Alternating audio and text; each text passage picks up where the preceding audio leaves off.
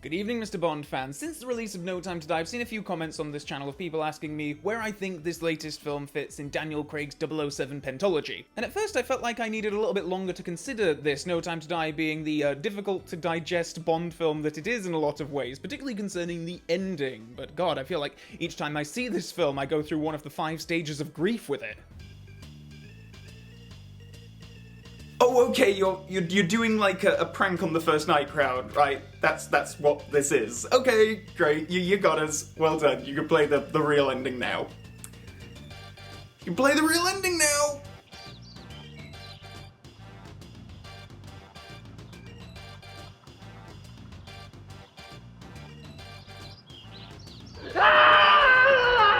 Dear Barbara and Michael, it is not too late, but we must act fast. Please find enclosed my alternative ending script for No Time to Die.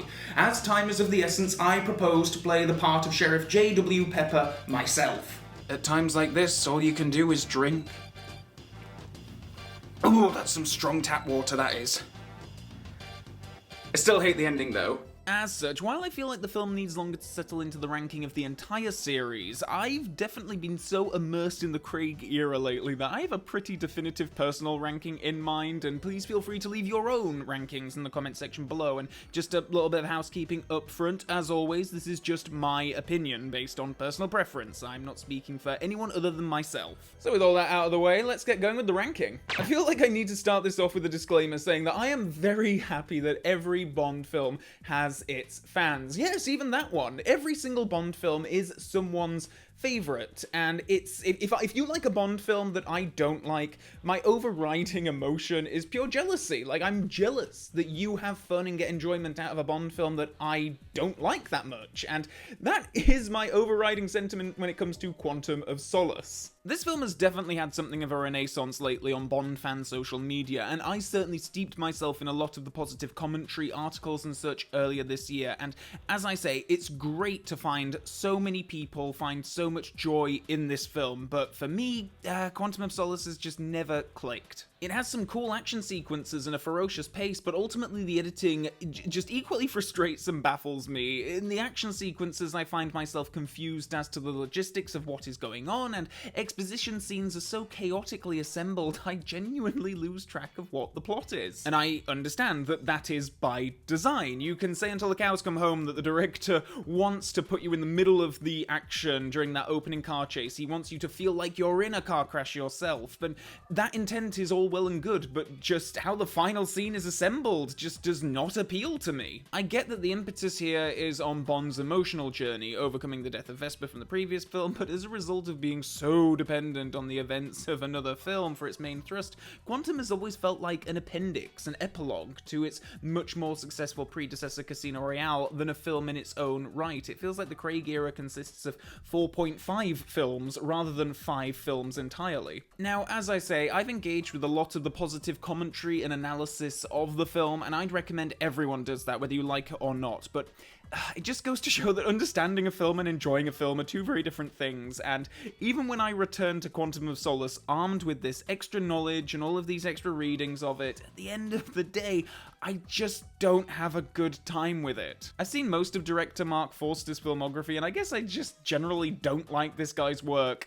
Quantum is such an angry, rushed little thing. It's never a Bond film that I can just settle down with, and I mean, well, fair enough, I can't imagine that specific requirement ever comes up in pitch meetings. Well, thank you very much for your vision, Mr. Forster. We really love it, love it, love it. We just feel like it's missing a bit of that, how to say, that kind of switching it on a late Thursday night on ITV4 kind of vibe, you know? If you could just rethink your pitch with that in mind, then that would be wonderful. The Bond films, after all, have a very long history of being background noise while people do their ironing and household chores and stuff, and we wouldn't want to break from tradition now, would we? I've tried to come around to this film, and I've tried to see more positives in it over the years, but ultimately, every time I've revisited it these last couple of years, it just kind of falls lower and lower down my ranking, and at the moment, it's at the very bottom of Craig's filmography, as well as pretty much the bottom of the entire official film series for me.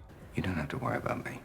Moving slightly up in my ranking though is a Daniel Craig film that I found a bit more to enjoy in lately, Spectre. Earlier this year I did a 4-part Daniel Craig Bond marathon, and I really did come away from that with a bit of a newfound appreciation of Spectre. Now, don't get me wrong, I still find huge stretches of this film to be quite dull. The central romance is lacking in chemistry or spark, and Bond being Blofeld's foster brother is mind-bogglingly stupid, but I appreciate that of all the Daniel Craig Bonds, this is the one aspiring to most be a classic Bond film of old, and Craig's performance reflects that too. I think he's great in this film, and it's cool to see his performance evolve to this place when viewing his films in quick succession. He has a swagger and a charm to him in this film. He feels like a polished secret agent. It's a shame that the elements surrounding his performance aren't up to that same standard. In contrast with Quantum of Solace, which I wish had an extra 20 minutes or so to slow down the pace and take a breath, Spectre is overloaded with oxygen, and scenes like the Spectre boardroom feel like they go on for an eternity. The action is also lacking in a lot of excitement, largely I feel from having to intersplice what Bond is doing with the various goings-ons of the MI6 regulars who are given expanded roles here, and while I certainly love these supporting cast members, the writing just isn't there for them in this installment. They feel like they're holding back from the pace and excitement of the adventure. Craig himself is the biggest draw for this one, and the greatest pleasure I get out of the film. While I think his performance is forced into odd places by the end of the story, for the most part, I just get a kick out of seeing him nonchalantly go about his spy work, looking absolutely awesome as he goes. That all sounds lovely. Taking a pretty huge leap up in quality here to the midpoint of this ranking, and it's No Time to Die, which I place head and shoulders above the previous 2 entries on this list. Craig's era very much adhering to a good, bad format for me. My opinions of this one have been solidified by a few cinema trips. For the most part, I absolutely adore the first 2 hours of the film, and I think it zips along at a tremendous pace. It does not feel like the longest Bond film at all, but the climax and the very ending continue to leave me cold. I've gone into more detail about the ending and my feelings about it in my full-on No Time to Die spoiler review, so do head over to that video if you want to hear more about that. But honestly, this ending, it has provoked a good amount of fanboy soul-searching in me. You're just too precious about it. Get over yourself, for God's sake. But even if you weren't a massive geek for this series, I'm still not sure you'd find the ending completely satisfying. Don't listen to him. He's just trying to justify your worst impulses. I'm really not. You either get the emotional impact of such an ending or you don't, and it's as simple as that. Ultimately, things just feel vague and rushed by the end for me. Ancillary materials have helped me process the villain's motivations better, but Bond's death continues to rub me up the wrong way. The film just goes into overdrive to try to justify why this has to happen. I mean, he gets shot, he gets infected, time is running out, World War III or something might happen, but it just ends up falling really flat for me. I just don't feel any of the emotion that I should be feeling in this moment. I do have to confess that on my 4th viewing of the film, watching the ending, there's a bit where Bond is climbing up the ladder to go out, and he has a line, and I think it's something to the effect of, I'm not gonna make it. And for some reason, on the 4th viewing, that line really, hit me, and I dare I say, I shed a tear. Like, it had some kind of emotional impact on me. Just that one line, just that one little bit for a few seconds got me, so who knows, maybe in 10 years' time, I'll be bawling my eyes out at this thing. And despite my grievances about the ending, for the most part, I love the ride that No Time to Die takes me on. The whole Cuba sequence and Blofeld's birthday party being a terrific highlight of Craig's entire era. I just adore those scenes. The action throughout is top tier. It's jam-packed, full of great characters. The MI6 regulars all have great parts to play, and the introduction of new 007 Nomi provides some great back-and-forth conflict for Bond. I think the film brings back something of a forgotten staple of the series as well, in the fun henchman characters. I have some issues with main villain Safin, but Voldo, Logan Ash, and Primo are all terrific adversaries and fit in with No Time to Die's mostly fun and slightly fantastical vibe. And that's just a vibe that I absolutely love, and who knows, if this thing had a more satisfying 30 minutes, it may well be at the top of this ranking, but right now I'm very comfortable saying that it fits nicely into the middle slot here.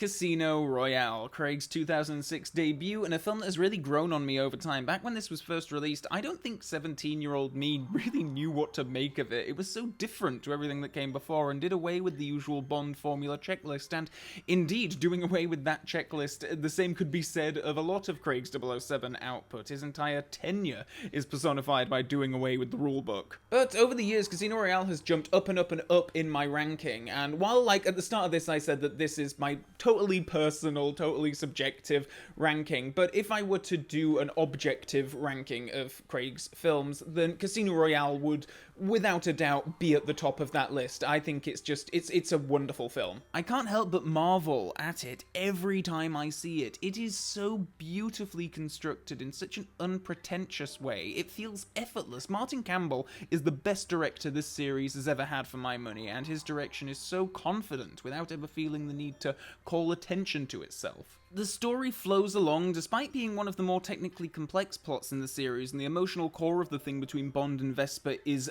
superb. Craig and Eva Green share some of the greatest romantic on-screen chemistry of all time in this film, and the dialogue is just the best that this series has ever had. It's saying a lot that I can be just as, if not more, engaged with the back and forth between these two sat at a table than any of the number of high-octane action sequences in the film. I've seen Casino Royale quite a bit these last couple of years, not just for Craig-era prep for No Time to Die, but also for a couple of times seeing it at the Secret Cinema event, and it was such a magical experience seeing this film in an auditorium full of people with those instances, some who hadn't seen the film in over 10 years, and just hearing the reactions, the surprises, the laughs. Casino Royale really does hold up after all these years, and it's a marvel to behold. I find myself appreciating it more and more every single time I see it. Should we up the blind?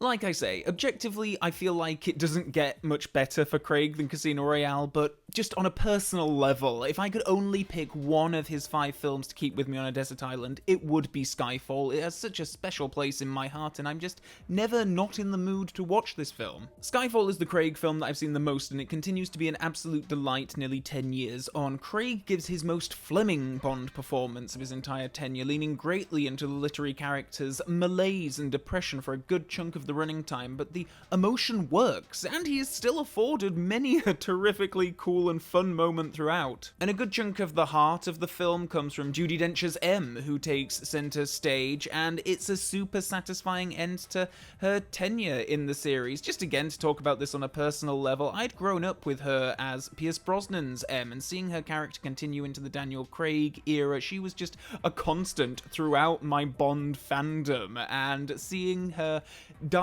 here, it holds so much emotion for me, but I think it's a terrific send-off for her character. But I do also love how the film reintroduces series tropes and updates them for the Craig era, including characters such as Moneypenny and Q, who are both afforded great moments. Skyfall is a film that really takes its time with the characters, and I utterly adore all of the action on the London Underground, the inquiry scene, and everything at Skyfall itself. The ending packs a terrific emotional punch, but the film's coda still has you leaving the film feeling elated. It's a satisfying capper to the story. Roger Deakins' cinematography is lush and beautiful as always. It gets my vote for the most visually gorgeous Bond film of all, and above all, I'm just swept away in the escapism and the entertainment and the adventure every time I settle in to watch Skyfall, and at the end of the day, isn't that what a great Bond film should do above all else? Seems you've passed by the skin of your teeth.